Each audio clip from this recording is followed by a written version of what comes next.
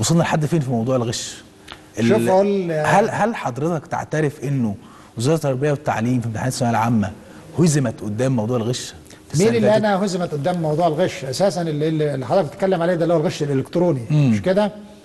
اولا الغش احنا كنا بنشوف الامتحانات على الهواء مباشره. انا لسه بكمل حضرتك اهو. انا سيادتك اساسا بكلمك على وضع حدث في سنوات سابقه، ده مش غش، لان اللي بيغش ده بيتدارى بيستخبى. يعني اللي بيغش ده حضرتك عايز المعلومه عشان يحطها في ورقه علشان خاطر يكتسب بقى درجات.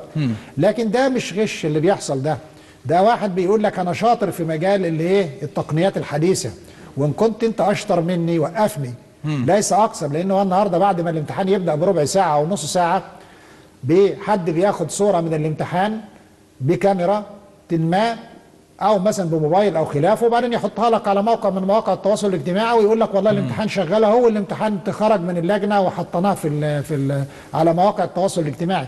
ده عمليه تقنيه تتعلق بالايه؟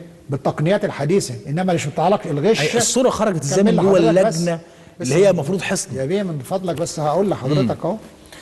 الغش يبقى غش سيادتك او يبقى فساد زي ما بيقولوا لو ان الامتحان ده في ايدك قبل ما اللجنه تبدا.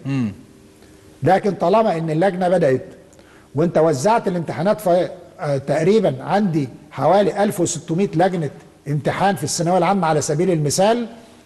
وارد جدا بالتقنيات بقى الحديثه دي، حد معاه كاميرا صغيره، حد معاه معرفش ايه الحاجات الحديثه دي، انه بعد ما الامتحان بدا اخذ صوره وبعتها بطريقه ما عن طريق موبايل ولا عن طريق موقع من مواقع التواصل الاجتماعي بقت موجوده بره. احنا مصرين على ان يبقى في انضباط في الامتحان.